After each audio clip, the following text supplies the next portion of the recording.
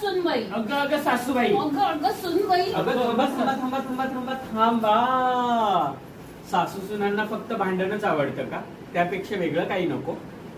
हो, सासू सुनांना भांडणापेक्षा प्रेमाने एकत्र खेळवायचं आहे आणि त्यासाठी आम्ही घेऊन येत आहोत सासू सुनेचा खेळ पैठणीचा.